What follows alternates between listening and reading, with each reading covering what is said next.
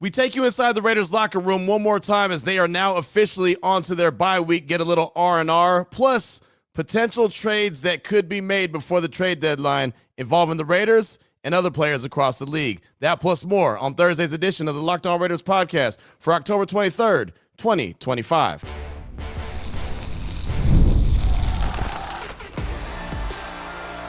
You are Locked On Raiders, your daily Las Vegas Raiders podcast. Part of the Locked On Podcast Network, your team every day. And welcome in, Raider Nation, to another edition of the Locked On Raiders podcast. Thank you so much for making the show your first listen of the day.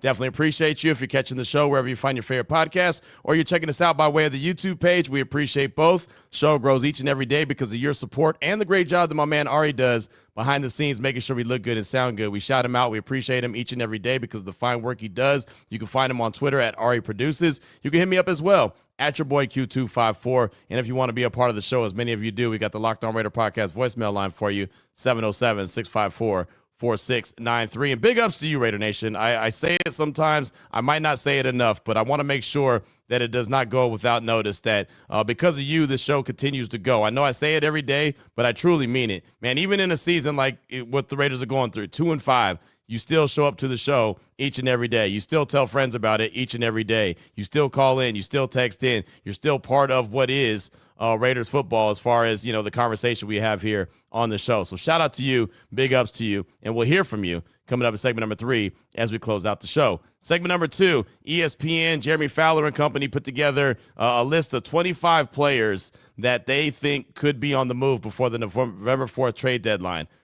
1 or 2 have to do with the Raiders. A couple, the Raiders have interest in a few of the players. So we'll talk about all the different ones that they have on this list, and if there would be any interest by the Raiders, or if we think there should be any interest by the Raiders, we'll do that in segment number 2, kind of give you the percentages and the reasoning why these guys could be on the trade block. So we'll talk all things trade deadline, basically. Segment number 2. Here is segment number 1, news and notes of the day, and really, it's taking you inside the Raiders locker room. We'll do that after we tell you about the title sponsor of the show, which is PrizePicks. Download the PrizePicks apps today. Use the promo code LOCKEDONNFL to get $50 in lineups after you play your first $5 lineup. And, if you're tuning in and Thursday is your favorite show because we have Crossover Thursday, well, we can't have Crossover Thursday if there's no team to cross over, right? So we'll be back with Crossover Thursday next week with the Jacksonville Jaguars. Anthony Wiggins does a fantastic job. We call him Ant Wig. He does a great job. He's a barber, but he also covers the Jacksonville Jaguars like a glove. So always get an opportunity when I do catch up with him. It's fantastic. So look forward to that. But that'll be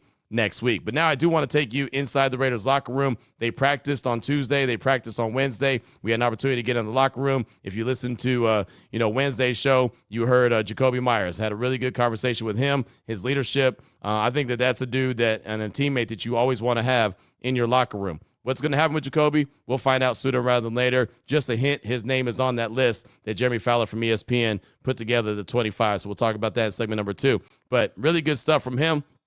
I had a chance to catch up with Daren Porter one-on-one action on Wednesday. And it's funny, once practice was over on Wednesday, we got into the locker room. These guys got dressed, boom, quick, and they were out of there. They had some fun real quick, played some pool, talked a little trash, started making some plans, and they were out of there. So not too many guys wanted to talk. Max Crosby, we saw him, wanted to catch up with him because obviously all the conversations going on around him. All he did is put up his hands, start walking away, and say, "I plead the fifth," and kept it pushing. So there was that. That's all he said, and I don't blame him, right? Because as soon as one had talked to it, like if I had talked to him or Adam Hill, me and him had actually approached Max, then all of a sudden it would have been 10 or 15 members of the media, and they would have been around his locker for about 10 or 15 minutes. If we talked to Jacoby for 6 or 7 minutes, we would have talked to Max for 10 to 15 minutes. And so I don't blame him, especially when the whole conversation is going to be about trade. What did you think when you heard your name in the trade rumors? And look, Max hears his name in the trade rumors and speculation every year, right? 1 year is Green Bay, another year is Detroit, this year is Dallas, and I'm sure there's going to be other names that we'll hear, other teams will hear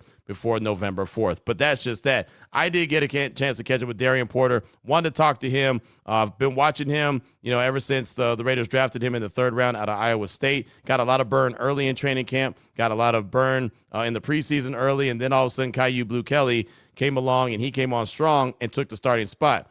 I do believe coming out of the bye week, the second half, in theory, of the season for the Raiders, I think you'll see a lot more from Daren Porter. So I want to start to really establish that relationship, let him be one of those guys that I can go to and talk to and just kind of pick his brain. And I'm a guy that really respects Iowa State football. So that's kind of something that we have in common. And, it's easy to talk to him about that. Plus, I know a lot about the cornerback position. I know how difficult it is. And remember, this is a young guy that has not been playing the position for a long time. He was a wide receiver in college, turned cornerback. So now he's with the Raiders. Now he's trying to find his way. He has the size, he has the speed to fit a prototypical Pete Carroll corner. So on Wednesday, I had an opportunity to catch up with him in the Raiders locker room. Check it out. Here at Raiders cornerback Daren Porter. And Daren, you guys just wrapped up your final practice for the bye week, and you guys are going to get a little bit of time to kind of get away from football. What does that feel for you just, 7 games in?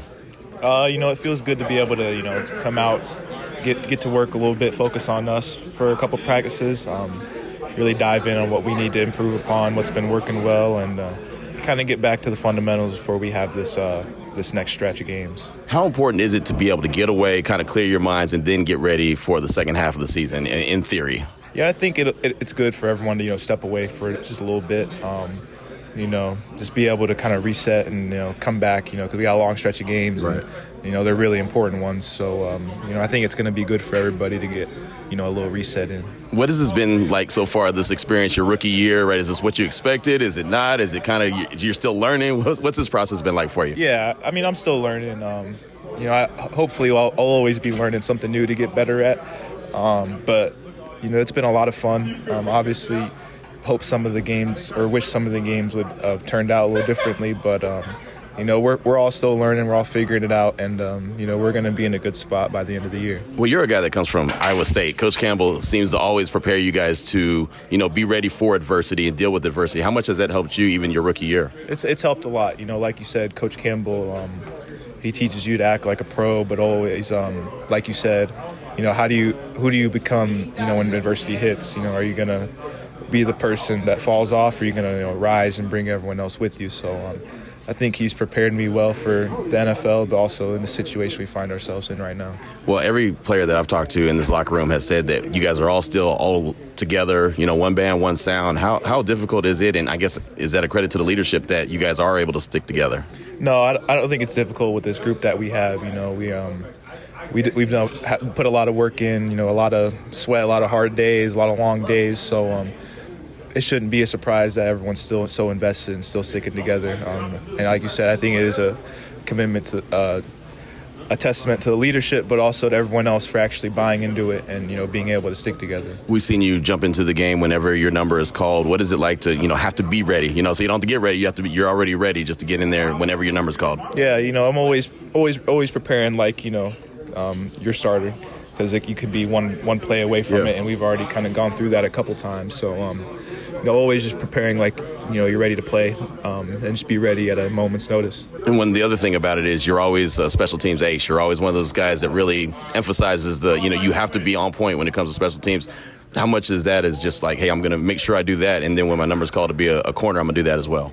Yeah, special teams is how I got my start. So it means a lot to me, and I'll always put everything I can. And whenever I'm on the field, if I'm called on to be in the special teams play, I'll give it everything I got. Anything planned for the bye week? Just a little R&R? Yeah, just maybe BYU and Iowa State this weekend? Take it easy a little bit. No, I won't be headed to Ames, but I'm definitely going to be taking it easy a little bit. Well, enjoy the time. So thank you. Appreciate you. Yeah, of course. Little one-on-one action right there with Daren Porter. Again, just want to talk to him and kind of get his thoughts on the first 7 games of the season, dealing with adversity. And I know for a fact Coach Campbell does a great job at Iowa State getting those guys prepared for the NFL and dealing with adversity. And as you heard Daren say, always practice like a pro, right? He teaches these guys how to be a pro. And if you go and look up and down a bunch of different rosters across the league, a lot of Iowa State representation. So now there's no more locker room. There's no media availability, not till Monday when we'll get a chance to talk to head coach Pete Carroll. That'll be at 11 a.m. in the Raiders media room there at the facility. So everything else is just going to be some conversation. Then obviously we'll head into the weekend after tomorrow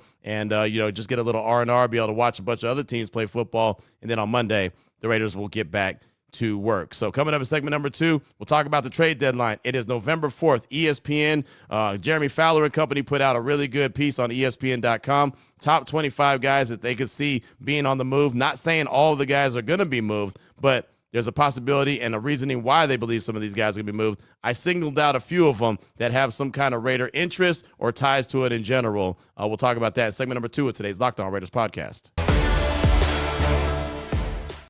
Before we get to that, though, I do want to tell you about a couple of the great sponsors we have here on the show, and the first one is the title sponsor, PrizePicks. PrizePicks, every day we make decisions, but on PrizePicks, being right can actually get you paid. Don't miss the excitement of the football season with PrizePicks, where it's good to be right. So what do? Well, playing PrizePicks is a fun, simple way to add more excitement to football. You pick more or less on player projections, like Josh Allen's passing yards or Saquon Barkley's rushing for a touchdown, whatever the case may be. Maybe A.J. Brown, he's always happy, receiving yards, catches, whatever the case may be. PrizePicks makes it a lot of fun. You can select passing yards, rushing yards, touchdowns, all in one lineup and have a lot of fun. They added a feature called Stacks, and that's how you do it. And the injury reboot feature. If your player leaves early, it doesn't return, it won't count against you at all. Right now, what you have to do is download the PrizePicks apps today. Use the promo code LOCKEDONNFL to get $50 in lineups after you play your first $5 lineup. That's promo code LOCKEDONNFL for $50 in lineups after your first $5 lineup.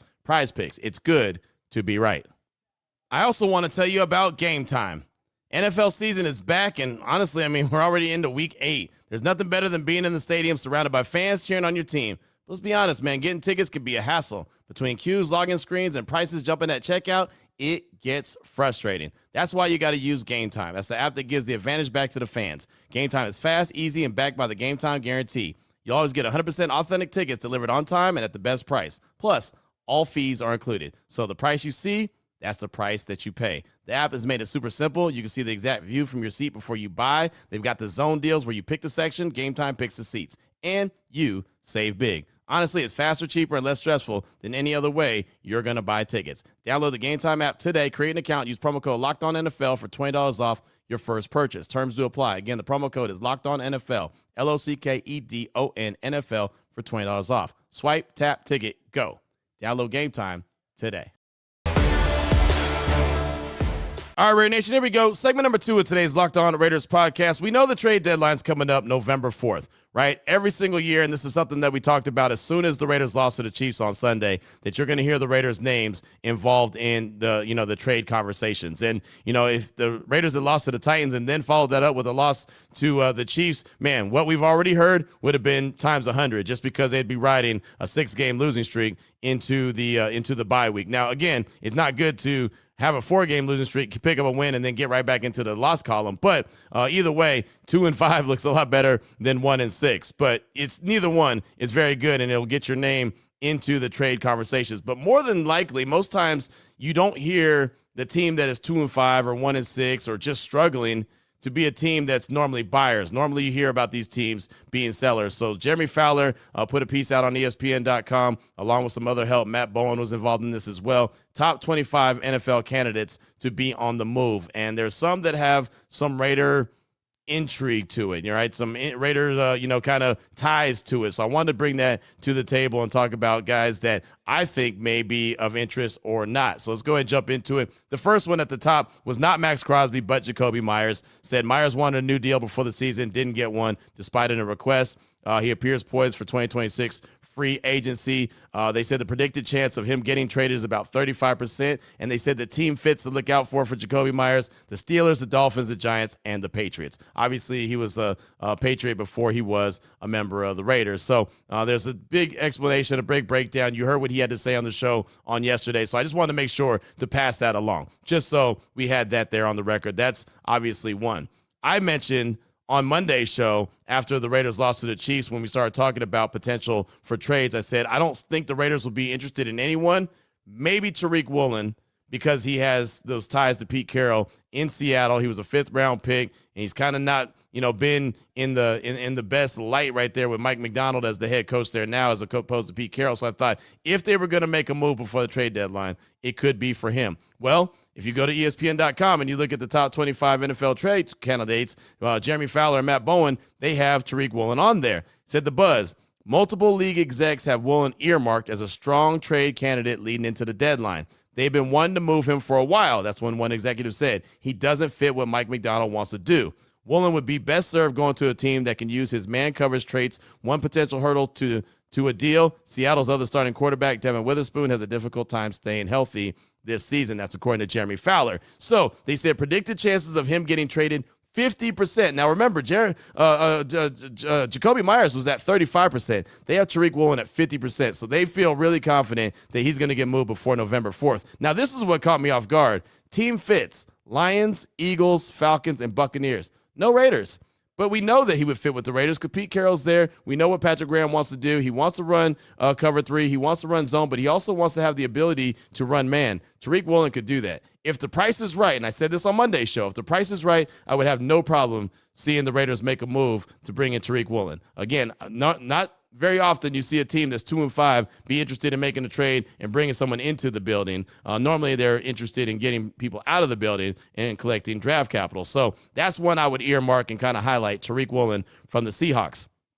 How about this one? Braxton Jones, offensive tackle from the Bears. They said the buzz: rival teams agree Jones is a sensible trade candidate after his benching in favor of Theo Benedict and his resume as a multi-year starter in Chicago. Jones also has a contract year. He is now healthy following an ankle issue that plagued him for much of 2025. Predicted chance of getting traded 25%. So half of what they thought for Tariq Woolen. But this is why I brought him to the table. Team fits: Raiders, Rams, and Chargers.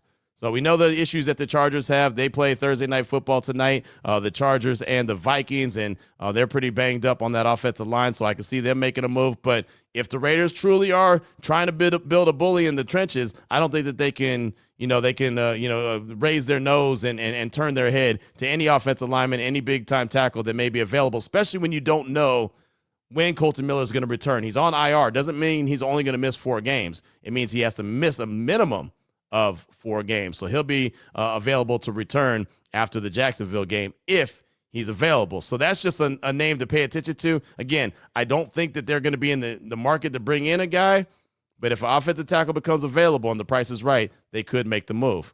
This one's a funny one. Russell Wilson, quarterback, New York Giants. They said trading Wilson would be a challenge because of the scarcity of available starting quarterback jobs. The Bengals had a clear opening 2 weeks ago, but opted for Joe Flacco. The Giants could slide Jameis Winston in number 2 spot if they aggressively pursue a trade of Wilson. At this stage of Wilson's career, compensation would not be steep. His days of a productive starter appear to be over. He has a trade-friendly base salary of only $2 million. Predicted chances of getting traded, 10%. Team fits: Raiders, Saints. Yeah, I'm out. Nothing else needed to say on that one. I'm out. No, thank you. I'll roll with Aiden O'Connell when he returns. I'll roll with Kenny Pickett. If he's available, I'll roll with Cam Miller before I think that the Raiders should roll with Russell Wilson. Moving on, just that quickly. Evan Neal, offensive tackle and guard. This is intriguing to me. The Giants, the buzz. Feels like an ideal time to deal away Neal, the number 7 pick in 2022. He's been inactive all season. The Giants' starting offensive line finally feels settled, which would make parting with Neal easier, even if for just a late-round pick swap. Teams are always looking for offensive line help. I would be interested in that as well. Again, it may be a project. He was a number 7 overall pick in 2022. Obviously, he's got some skins on the walls. Funny, when you look at the Giants and their offensive line, you know who's starting on their offensive line? Jermaine Illuminor. And who else is the other one? Garcon? What was it? Garceau? The other one that was on, I forget his name, dang it. But anyway, you know what I'm talking about. 2 Raiders are on the right side of the Giants' offensive line, Jermaine Illuminor being the right tackle. But they said predicted chance of getting traded, 25%.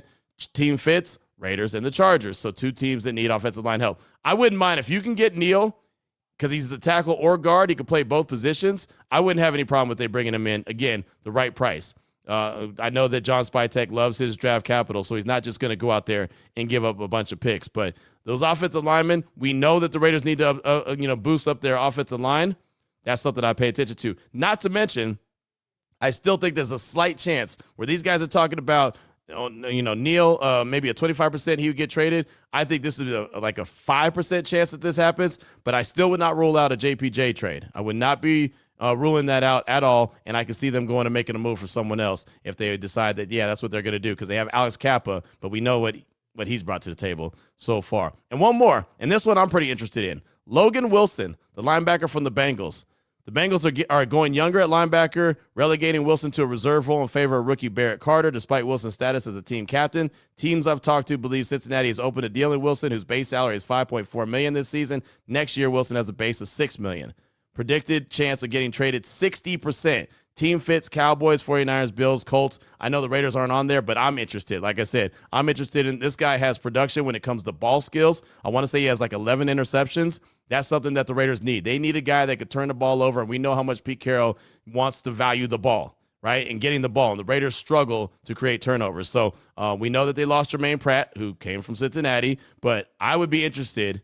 I don't know what the price would be, but it seems like that most people believe that he would be on the move. I would definitely be interested if all of a sudden across the ticker, we're sitting there and Adam Schefter or Jeremy Fowler or Ian Rappaport or somebody, the Raiders just traded for Logan Wilson, linebacker out of the Cincinnati Bengals. I would be very intrigued by that because I think that could be a difference maker. And he's a team captain, so you know that he's got some skins on the wall. You know he can go out there and play. And like I said, having ball production, ball skills, something that the Raiders need to have more of those guys on the defensive side of things. So those are the players that I thought had some kind of possible ties, or actually the Raiders were mentioned by this article on ESPN.com. Obviously, Jacoby Myers, the current Raider, Tariq Woolen, cornerback in Seattle, Braxton Jones, offensive tackle for the Bears, Russell Wilson, pass, Evan Neal, offensive tackle and guard for the Giants, and then Logan Wilson at the linebacker position. Coming up in segment number 3, what's on your mind? Your calls and texts will close out the show here on today's edition of the Locked On Raiders podcast.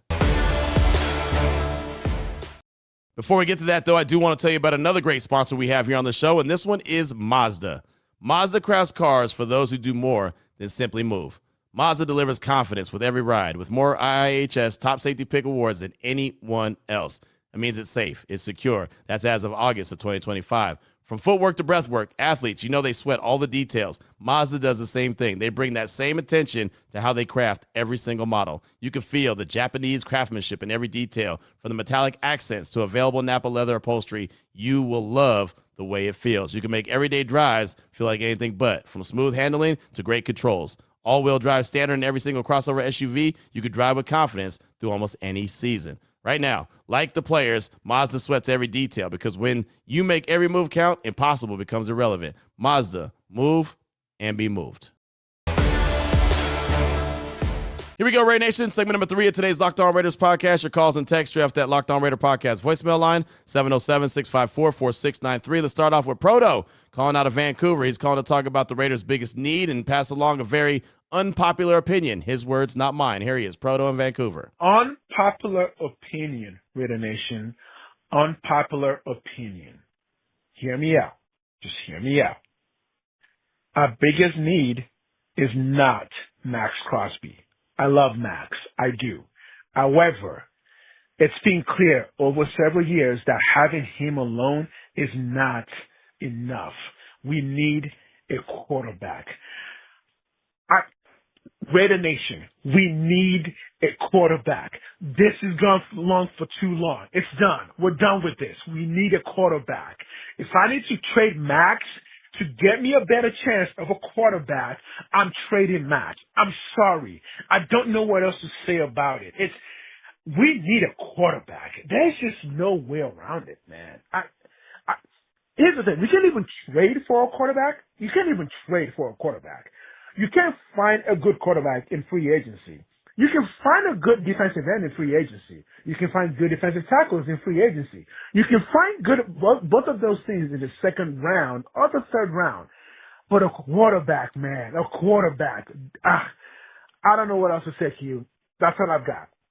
I love Matt. I want him to be a Raider for life.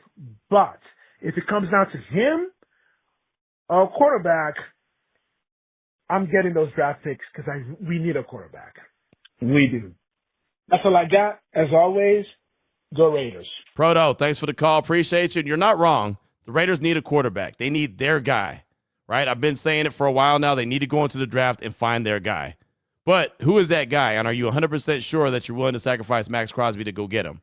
Right? If you were to trade him, which I don't think the Raiders will, we heard all the reports that they're not interested in trading him. They put out the little tribute video and everything to let it be known that he's their guy, he's there to stay and all that good stuff. But if you are willing to move on from him, you better get it right at the quarterback position. If you don't, you'll have a Khalil Mack situation all over again. And my thing is, I love college football. I don't see the one quarterback that I said you got to have it.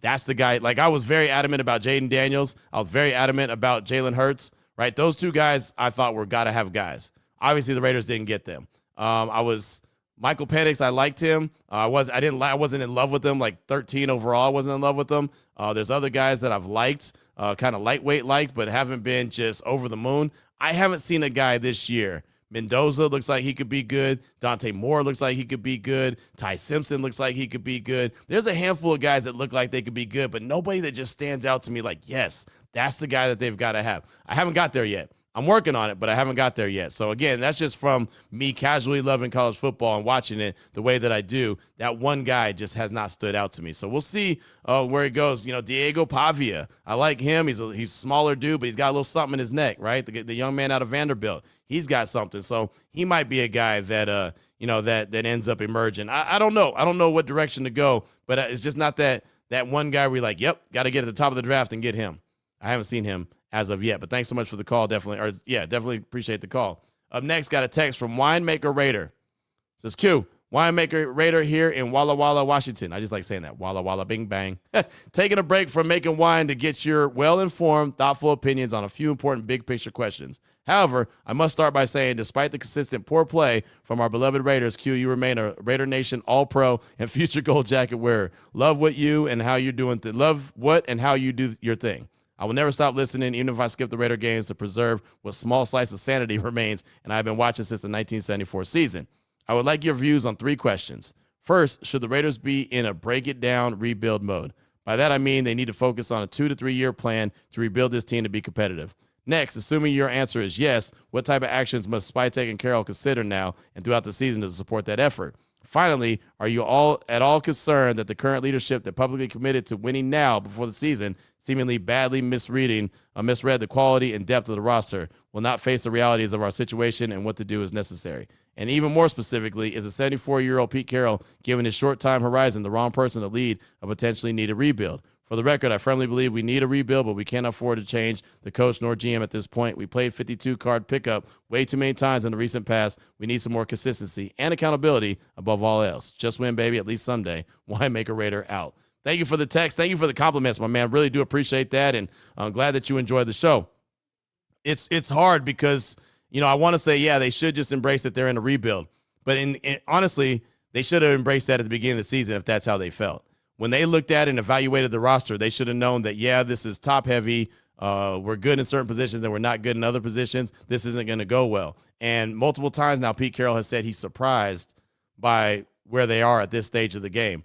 It's funny. I asked Trey Wingo when he was on my show on Tuesday, I asked him, if this is a true tear it on down rebuild, is Pete Carroll the right guy for the job? And before I even finished getting it out of my mouth, he's like, no. He could end up being one and done. And I think that that's the worst case scenario. So my answer to your questions are, yeah, it probably needs to be a rebuild. As much as I hate to say that, but to your point, firing Pete Carroll and bringing another head coach doesn't make any sense because they keep doing it over and over and over, and they can't keep doing that. So it feels like to me they're in a situation where they got to ride this thing out. They got to ride this bad boy out, and they've got to put themselves in position to try to win as many games now as possible, at the same time build for the future. And I said this when they said that that's what they were trying to do. They were trying to play both sides of the fence. Win now and build for the future. That is such a difficult game to play. So hard. Because, again, if you're building for the future, you're playing young guys. Like Daren Porter's playing a lot, right? Ashton Genty's getting a lot of burn. Jack Besh is in there, right? You're seeing Dante Thornton. Instead, you're seeing veterans get a lot of play, right? Look at the linebacking room. There's all veterans in there. Right, you're not getting a lot of burn from Tommy Eichenberg. You're not getting a lot of burn from Cody Lindenberg. You're not getting a lot of burn from guys that are young trying to build this thing up. Instead, you're going with the veterans because you're trying to win. So, you can't have it both ways. You could try, but it's so difficult. And I'm not at all on board with firing the head coach and bringing in a new one, bringing in a new philosophy. That, to me, is just a recipe for disaster, and it's going to have us back right where we are right now next year if the Raiders do that. But thanks so much for the text. Appreciate you. Hopefully that answered your question at least the best way I know how. Up next, got a call from Rich in the 831. He's calling about a couple Raiders that are one step closer to the Pro Football Hall of Fame. Here's Rich in the 831. Hey, what's up, Q? It's Rich from the 831. Hey, rough year so far, man. Other than really the first game, but should try to keep it a little positive at this point. Really calling about the news about I haven't heard it on the podcast yet, was Shane Leckler moved on, and the big one is Steve Wisniewski moved on in the Hall of Fame voting. They're obviously not finalists, but they're cutting down the list. I'm pounding the table for Wisniewski, man. Obviously you and I are roughly about the same age. We both see him play. I mean, the guy's got as many, Pro Bowls as Art Shell, more than Gene Upshaw. And Wisniewski was a starter his whole time, from the time he was in the NFL as a rookie till when he retired. Starter every year. Art Shell didn't start his first couple of years, and I believe he was on the bench his last year. Gene Upshaw, same thing. Didn't start maybe his rookie or second year and was on the bench at the end of his career. Not dogging those two by any means. I'm just trying to get a comparison here. Wisniewski was a all 90s decade team. I mean, I just don't get why this guy is not in the Hall of Fame. I mean, he was the best guard in the NFL, in my opinion, at his whole 13 years that he played. Just pounding the table for him, man. Just trying to stay positive. Leckler, I mean, as we know, is a great punter. Just trying to change things up, man. Just kind of tired of trying to fix what's going on with the Raiders right now. So hopefully we can fix the Hall of Fame a little bit and get another member of the silver and black in there, man. And, I'm pounding the table for Wisniewski. Curious to hear your thoughts. I'm sure you're a fan as well as I am of Wisniewski. Yeah, man. I'm glad Eric Allen's in the Hall of Fame, but we need another one. Anyways, brother, thanks for all you do. Appreciate it. Go Raiders. Richie Rich, thanks for the call. Yeah, Shane Leckler, Steve Wisniewski, 2 of the 53 modern era players that made it to the next level. I hate it when it's so many players still, like 53, and they're cutting it down, because they're going to cut it down and keep cutting it down until the week of the Super Bowl. Super Bowl 60 in Santa Clara this year. San Francisco is where, the whole Radio Row thing is going to happen, but the game will be played in Santa Clara right there in the Great America parking lot, known as Levi Stadium. They'll announce it like the night before the Super Bowl or 2 days before the Super Bowl. So it's Honor Saturday, I think, is when they announce it. No, it's not. It's during the week. Maybe it's Friday. It might be that Friday night of Radio Row. I can't remember what day it is, but they announced it right before the Super Bowl. Yeah, Leckler, I think he's going to have to wait a little bit longer because he's a punter. Wisniewski should have already been in, to your point. I think that he has a really good chance of getting in this year. I hope so, because everything that you said about him playing that position, that guard position, and being one of the best to ever do it, and whistle to whistle and maybe a little through the whistle. He had that nasty to him, but, man, he's a hell of a dude. Such a good dude, man. So, yeah, I think that he should definitely be in. But, again, with Leckler being a punter, he's in the Texas Hall of Fame, which is cool. But I think he's going to have to wait a little bit longer for sure to get into the Pro Football Hall of Fame. Thanks so much for the call, Rich. Definitely appreciate you. We'll close out with a text from Trayton. Hey, it's Trayton. I understand the offensive line is not in position that we want it to be in, and with Geno performing how we want, we got to work with the players we got. So why not Cam Miller? He could turn into a Jackson Dart. Why not give him a chance? Trayton, thanks for the text, and I appreciate you thinking outside the box. Cam Miller's not it yet. Cam Miller is the reason why he's on the practice squad. He had one good moment. That was preseason game number 1. He's hardly even got any burn as far as practice. Like, the backup quarterback doesn't even get that much practice or doesn't get that much burn in practice, let alone the guy on the practice squad, right? He's usually the scout team guy. He's usually a guy that maybe stays after practice and, gets a little tossing session in with some wide receivers that are willing to stick around. That he's not ready for that. Cam Miller is a guy that, he'll be on the practice squad. He'll learn. He'll be in the building. He'll, maybe get, like I said, some work to the side. He may be a guy that they look at next year. He's not going to be a guy that they're going to turn to this year. If Cam Miller gets onto the field this year, something terribly went wrong, right? They traded for Kenny Pickett, and they've got Aiden O'Connell. One of those two dudes will be in the mix before you see Cam Miller. They only got 10 more games of the regular season guaranteed. There's no way Cam Miller is going to get into the game. And if they do, like I said, something terribly went wrong with the team, and that something's already gone wrong as they're 2-5 through 7 games. But thanks so much for the text. I do appreciate you. We'll get to a call from Apex Raider in the 757. We'll do that tomorrow. Got a text from Fred in Bakersfield. We'll get that tomorrow as well. We'll have more news and notes, and we'll have plenty of conversation as we close out the week really strong. So until then, Raider Nation, take care of yourself, take care of your family, love on your family. Most importantly, as always, just win, baby.